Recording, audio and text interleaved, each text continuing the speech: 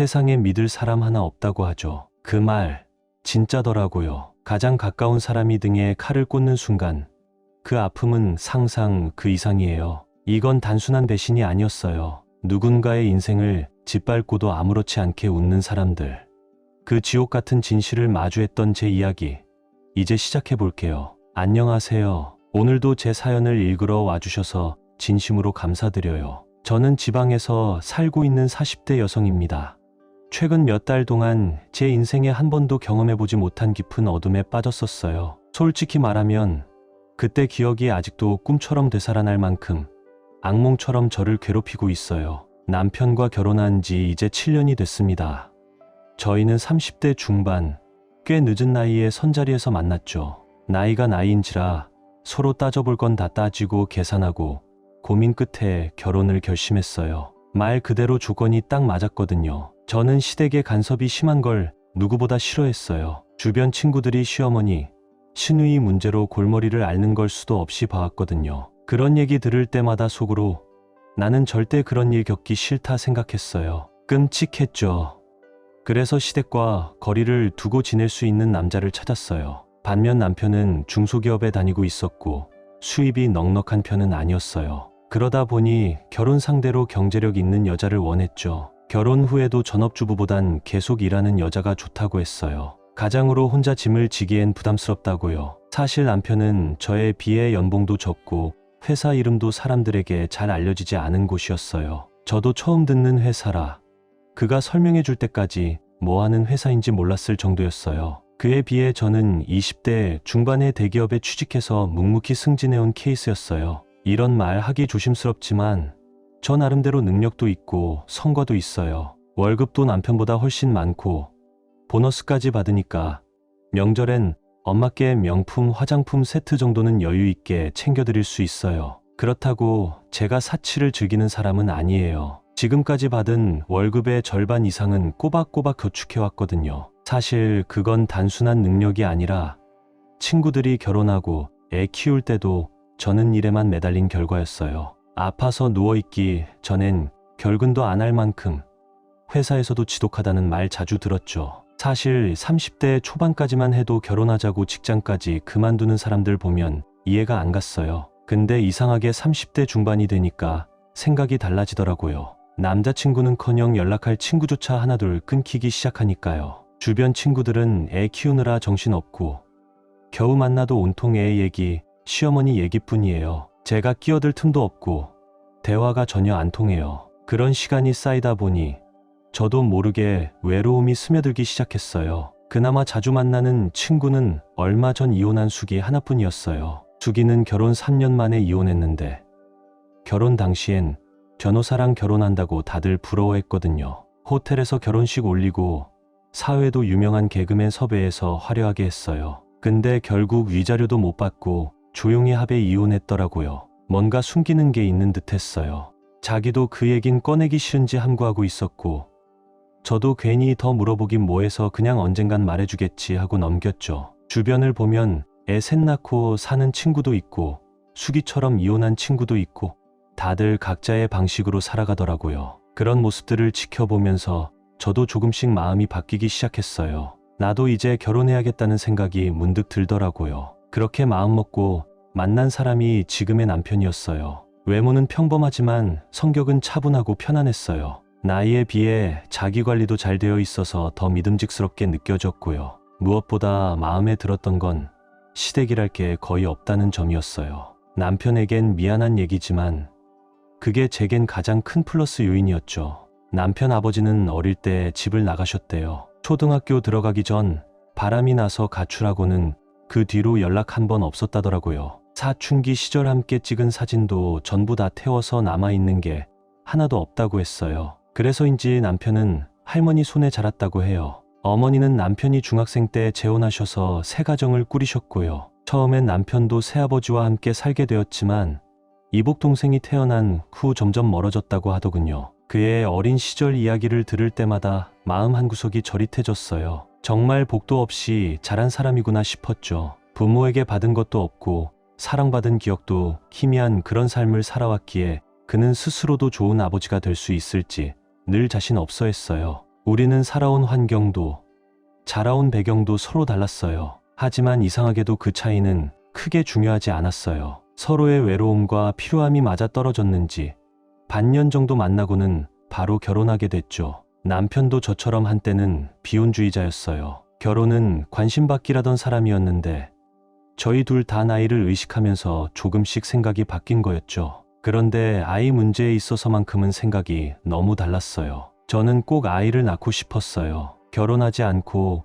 혼자 살기로 마음먹었던 시절에도 나중에 정자은행을 이용해서라도 나를 닮은 아이는 꼭 갖겠다고 다짐했을 정도였거든요. 친구들 아이만 봐도 그렇게 예쁘고 사랑스러울 수가 없었어요. 그런데 남편은 좀 달랐어요. 어릴 때 부모에게 받은 상처가 컸던 탓인지 아이를 키우는 일에 대해 굉장히 신중했어요. 자신이 제대로 된 부모가 될 수 있을지 모르겠다며 늘 걱정했죠. 그래서 아이 이야기가 나올 때마다 우리 사이엔 늘 팽팽한 긴장감이 흘렀어요. 생각 차이를 좁히기가 쉽지 않았어요. 그래도 결혼하고 나면 언젠가 마음이 바뀌겠지. 시간이 해결해 주겠지. 그런 기대를 품고 결혼했어요. 저도 당장 아이를 낳을 준비가 되어 있는 건 아니었으니까요. 일 때문에 바쁘기도 했고 몇 년쯤 지나면 남편도 마음이 열릴 거라 믿었어요. 저는 그를 설득할 자신이 있었거든요. 아이 없이 둘만의 삶을 즐기며 지냈죠.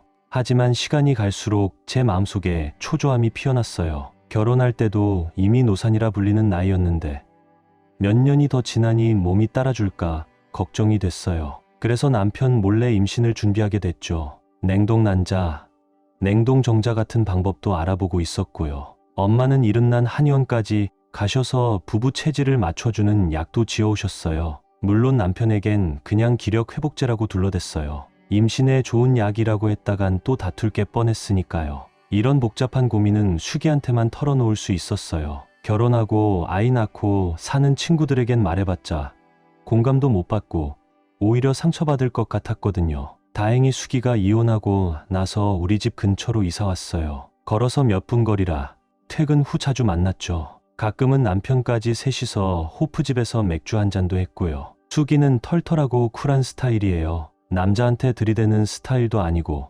말과 행동도 솔직했어요. 그래서 저는 그 둘이 함께 있어도 전혀 불안하지 않았어요. 오히려 편했죠. 물론 아주 가끔은 너무 잘 맞는 거 아니야? 하는 질투 아닌 질투가 생기긴 했지만요. 그래서 장난 반, 진심 반으로 남편에게 이런 질문도 해봤어요. 자기야, 만약에 나랑 결혼 안 했으면 수기 같은 여자는 어땠을 것 같아?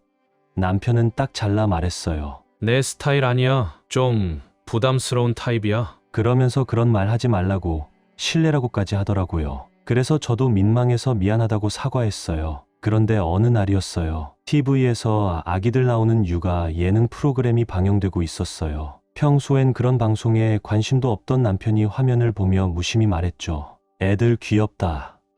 저는 그 순간을 놓치지 않았어요. 혹시 생각이 바뀐 건가 싶어서 조심스럽게 물어봤어요. 자기, 요즘은 아이에 대해 생각 좀 달라진 거 있어? 남편은 예전보단 아기들이 눈에 밟힌다고 했어요. 친구들 집에 놀러 가면 조카들이 삼촌 하며 달려오는 모습이 괜히 마음을 건드린다고 하더라고요. 그 얘기를 들으니 저도 모르게 설렜어요. 이제 정말 아이 가질 수 있는 걸까? 희망이 생겼죠. 그래서 남편에게 말했어요. 우리 너무 늦기 전에 아기 하나 갖는 거 나쁘지 않을 것 같지 않아? 그런데 남편은 한숨만 쉬더니 방으로 들어가 버렸어요. 그게 말처럼 쉬운 일이냐며 말도 없이요. 저만 좋자고 아이를 낳자는 게 아니잖아요. 그런 식으로 회피하는 태도에 순간 기분이 확 상했어요. 언제까지 자기 생각만 고집할 건지 참 속상하더라고요. 그러던 중 코로나19가 터졌어요. 나라 전체가 뒤집힌 것처럼 난리였죠. 우리 회사 옆 건물에서도 확진자가 나왔고 방역이다 뭐다 정신이 없었어요. 처음엔 남의 나라 얘기 같았는데 점점 실감이 났죠. 우리 부부는 마스크 착용은 물론이고 외출할 땐 손 소독도 꼭 하자고 약속했어요. 누구 하나라도 걸리면 둘 다 위험하니까요. 우린 젊은 나이도 아니고 건강도 예전 같지 않으니까요. 특히 남편은 직업 특성상 출장이 많아요. 영업직이라 사람도 많이 만나고 이동도 많거든요. 그래서 저는 남편이 혹시라도 출장 중에 감염되지 않을까 하루하루 걱정이 많았어요. 하지만 그게 남편의 생계니까요. 어떻게든 이해하려고 했죠. 최근 들어 남편의 출장 횟수가 부쩍 늘었어요. 코로나로 인해 부서 간 지원도 생기고 예전보다 더 자주 지방으로 내려가더라고요. 집에만 오면 기운이 쭉 빠진 얼굴로 힘들다며 앓는 소리를 했어요. 저는 그런 남편이 안쓰러워서 출장 전엔 보양식 챙기고 돌아오면 좋아하는 반찬을 차려줬죠. 진심으로 응원하고 지지했어요. 그런데 결국 일이 터지고 말았어요. 그날은 남편이 지방 출장에서 돌아오는 날이었어요. 저는 퇴근 후 집에서 남편이 좋아하는 음식들을 정성껏 차려놓고 기다리고 있었어요. 하지만 남편은 연락이 닿지 않았고 전화도 받지 않았어요. 그러다 자정을 막 넘긴 시각, 남편에게서 전화가 걸려왔어요. 목소리는 무겁고 심각했어요. 점심 먹으러 간 식당에서 확진자가 나왔다는 거예요. 그 식당엔 손님도 많았다고 하더군요. 제가 평소에 사람 적은 곳에서 밥 먹으라고 신신당부했는데 결국 운이 안 좋았던 거죠. 불안했지만 어디 하소연할 곳도 없었어요. 남편은 자가격리를 해야 한다고 했고 마침 친구 집이 비어 있다며 거기서 지내겠다고 했어요. 저는 의심조차 하지 않았어요. 오히려 걱정이 돼서 필요한 물건이라도 보내주겠다며 친구 집 주소를 물었어요. 그런데 남편은 정중히 거절했어요. 당신 일도 바쁜데 나까지 신경 안 써도 돼. 난 여기서 잘 지내고 있으니까 당신도 몸 조심해. 그날 이후로 저희는 오직 전화로만 연락했어요. 다행히 식당에서 확진자와 직접 접촉은 없었다고 하더군요. 자리도 멀었고 방역 지침도 잘 지켰다니까 안심이 됐어요. 남편과 떨어져 지내는 시간이 길어지자 저는 오히려 이 틈에 임신 준비를 본격적으로 해야겠다는 생각이 들었어요. 회사의 휴가를 내고 산부인과에 다녀왔죠. 의사 선생님은 제 나이에 비해 자궁 상태도 건강하다고 했어요. 지금부터 준비하면 충분히 가능성이 있다고 희망적인 이야기를 해주셨어요. 기분이 좋았어요. 그래서 그날은 친구와 함께 백화점에 가기로 했죠. 남편이 갖고 싶다고 했던 명품 운동화가 있었거든요. 그걸 깜짝 선물로 사주고 싶었어요. 사실 그 백화점은 자주 가는 곳은 아니었어요. 집에서 멀기도 했고 평소엔 갈 이유가 없었죠. 그날은 친구가 답답한데 기분 전환 삼아 멀리라도 가보자고 해서 따라간 거였어요. 가끔 그런 생각이 들어요. 그날 내가 백화점에 가지 않았더라면 지금의 나는 어떻게 살고 있었을까? 신발을 사고 내려오는 길, 아동복 매장이 있는 층을 지나게 됐어요. 평소라면 그냥 지나쳤을 텐데 그날따라 유독 아기 옷이 눈에 들어오더라고요. 친구와 저는 전시된 아기 신발을 보며 한참을 구경했어요. 정말 예쁘더라고요. 근처에는 아기를 데려온 젊은 부부들도 여럿 있었어요. 그때 친구가 조용히 말했어요. 저기 혹시 옆 가게에서 아기 용품 고르고 있는 저 사람 내 남편 아니야? 처음엔 웃으며 넘겼어요. 에이 무슨 소리야. 우리 남편 지금 지방에 자가격리 중이잖아. 하지만 친구의 목소리가 떨리고 있었어요. 은정아, 아무리 봐도 너무 닮았어. 그 순간 등골이 오싹했어요. 설마 하며 고개를 돌렸는데 거기엔 정말 자가격리 중이라며 지방에 있어야 할 제 남편이 서 있었어요. 그리고 다른 여자와 팔짱을 끼고 있었죠. 두 사람은 다정하게 아기 용품을 고르고 있었어요. 그 모습이 어찌나 자연스럽고 친밀해 보이던지 전 너무 놀라서 뒷걸음질 쳤어요. 친구와 저는 숨을 죽이고 기둥 뒤에 몸을 숨겼어요. 남편은 마스크에 모자까지 쓰고 있었지만 저는 단번에 알아봤어요. 그가 쓰고 있던 모자는 제가 생일 선물로 해외 직구까지 해서 공수해준 한정판 모자였거든요. 너무 충격적이라 아무 말도 나오지 않았어요. 그저 멍하니 그 광경만 바라봤어요. 그리고 두 사람은 저를 못 봤는지 거리낌 없이 애정행각을 벌였어요. 도저히 참을 수 없었던 제 친구가 결국 외쳤어요. 야, 이혼, 임신, 나랑은 평생에 안 낳겠다더니 지금 당신이 무슨 짓을 한 건지 알기는 해? 그 순간 억지로 부정하고 외면해왔던 모든 의심이 한꺼번에 터져 나왔어요. 주차장에서 수기가 배를 부여잡고 저를 노려보던 그 장면이 머릿속에 다시 떠오르더라고요. 어느 정도 예상은 했지만 막상 남편 입에서 직접 듣게 되니 하늘이 무너지는 기분이었어요. 알고 보니 그 둘 하루 이틀 만난 사이가 아니었어요. 제가 수기를 남편에게 소개해준 그날부터 눈이 맞았다고 하더군요. 말이 되나요? 이건 삼류막장 드라마나 나올 법한 전개잖아요. 설마 했는데 제일 친했던 친구가 제 남편과 그 뻔뻔한 얼굴들이 지금도 잊히질 않아요. 사람이 어떻게 그럴 수가 있을까요? 그 순간부터 제 눈에 그 둘은 더 이상 사람이 아니었어요. 사람 탈을 쓴 짐승 같았어요. 그리고 남편이 했다는 그 자가격리.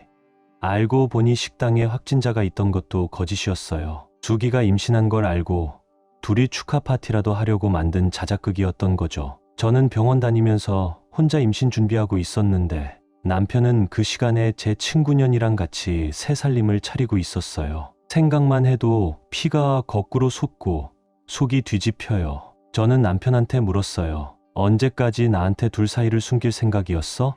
애까지 낳고도 계속 속일 생각이었니? 그런데 돌아온 대답이 정말 가관이었어요. 수기가 내 아이 가진 거 알면 당신이 찾아가서 난리칠 게 뻔하잖아. 유산이라도 되면 어쩔 거야. 어차피 애 태어나면 얘기하려고 했어. 당신이 조금 일찍 안 것뿐이야. 정말 적반하장이 따로 없죠. 이게 입이라고 이런 말을 아무렇지 않게 내뱉는 거예요. 저는 그 순간까지도 최소한의 양심이라는 게 있다면 무릎이라도 꿇고 내가 미쳤었다. 한 번만 용서해줘. 그렇게 나올 줄 알았어요. 근데요, 그딴 말 한마디 없더군요. 그래서 말했어요. 이혼 절대 못 해줘. 호적 정리든 뭐든 나랑은 상관없어. 그 애가 아빠 없이 자라든 학교를 못 가든 그건 내 일이 아니야. 불륜질환 주제에 어디서 이혼을 요구해? 그렇게 말하자 남편은 더 이상 말도 안 꺼내고 조용히 짐을 싸서 나가버렸어요. 생각할 시간을 가지겠다면서요. 며칠 후 남편에게 연락이 왔어요. 회사 앞에서 할 얘기가 있다더군요. 약속 장소에 나가보니 수기랑 나란히 앉아 있더라고요. 멀리서 보면 그 둘이 부부라 해도 믿을 만큼 다정하게 보였어요. 진짜 기가 막혔죠. 당장 수기 머리채라도 잡고 싶었지만 혹시 회사 사람들이 보기라도 할까 싶어 꾹 참았어요. 이래서 회사 앞으로 불러낸 건가 싶었죠. 주차장에서 그 사건 이후 수기를 직접 보는 건 처음이었어요. 그래서 최소한의 미안하다는 말 정도는 할 줄 알았어요. 근데 그 여자의 입에서 나온 말이 우리 씩씩이 이제 곧 3개월이야. 너도 남의 애 키우자고 결혼한 건 아니잖아. 깔끔하게 이혼해줘.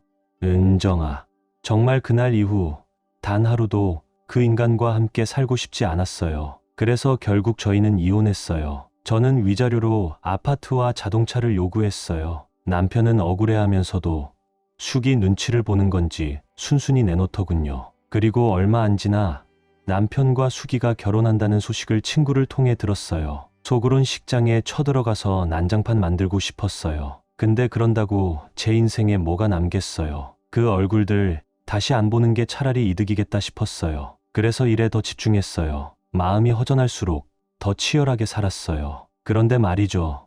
세상에 진짜 권선징악이란 게 존재하긴 하나 봐요. 얼마 후 지인을 통해 들은 이야기였어요. 수기가 몸매 드러나는 웨딩드레스를 입겠다고 무리하게 다이어트를 했대요. 산부인과 의사가 아이에게 무리 간다고 경고까지 했는데도 무시했다더군요. 결국 그 여자 수기는 원하던 예쁜 웨딩드레스는 입었다고 하더군요. 하지만 신혼집을 구하고 얼마 지나지 않아 유산을 했대요. 노산인데다 무리한 다이어트까지 겹쳐서 생긴 일이라더라고요. 정말 안타까운 일이지만 솔직히 저는 그 말을 듣고 허수음부터 나왔어요. 남의 눈에 눈물 흘리게 하더니 결국 자기들 눈에는 피눈물이 터진 거죠. 그렇게 제게 배신과 상처만 남긴 두 사람은 결국 헤어졌대요. 혼인신고서에 도장이 마르기도 전에 갈라섰다더라고요. 망신도 이런 개망신이 없죠. 근데 더 황당한 건 그 인간, 그러니까 전 남편이 저한테 다시 연락을 해왔다는 거예요. 회사엔 자가격리라고 거짓 보고하고 불륜을 저질렀다는 게 들통났고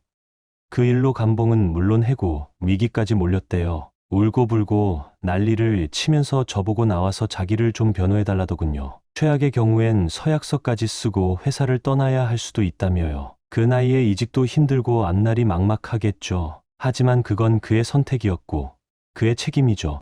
물론 그 소문 제가 퍼뜨린 거 아닙니다. 근데 말이죠. 평소에 얼마나 뒷말이 많았으면 그런 이야기가 터져도 도와주는 사람이 하나도 없을까요? 뿌린 대로 거둔다는 말이 이럴 때 쓰라고 있는 말 같아요. 결국 그는 감봉 3개월과 함께 지방공장 관리직으로 좌천됐다고 해요. 해고되지 않은 걸 보면 그 인간도 참 끈질기긴 해요. 하지만 저 역시 언제까지 그들을 미워하며 살아갈 순 없었어요. 이혼까지 했는데 제 커리어마저 무너지게 둘 순 없었으니까요. 정신을 바짝 차리기로 했어요. 몸을 혹사하면서도 대형 프로젝트를 맡았고 다행히 결과가 좋아서 승진 기회까지 잡을 수 있었어요. 지금은 새로운 사람과 연애 중이에요. 거래처에서 만난 분인데 저보다 5살 어려요. 마음이 따뜻하고 저를 정말 소중하게 대해줘요. 똥차 가고 벤츠 온다는 말, 그거 진짜더라고요. 그때 왜 그리 미련을 가졌을까? 왜 그렇게 애써 붙잡으려 했을까? 지금 생각해보면 한심할 정도예요. 쓰레기는 빨리 정리하는 게 정신건강에도 인생에도 훨씬 좋다는 걸 이제야 알았어요. 제 이야기를 끝까지 들어주신 모든 분들의 가정엔 늘 행복하고 기쁜 일들만 가득하길 바랍니다. 사연 댓글에 응원 한마디, 현명한 조언 남겨주시면 큰 힘이 될 거예요. 세상에 믿을 사람 하나 없다고 하죠. 그 말 진짜더라고요. 가장 가까운 사람이 등에 칼을 꽂는 순간 그 아픔은 상상 그 이상이에요. 이건 단순한 배신이 아니었어요. 누군가의 인생을 짓밟고도 아무렇지 않게 웃는 사람들. 그 지옥 같은 진실을 마주했던 제 이야기, 이제 시작해 볼게요.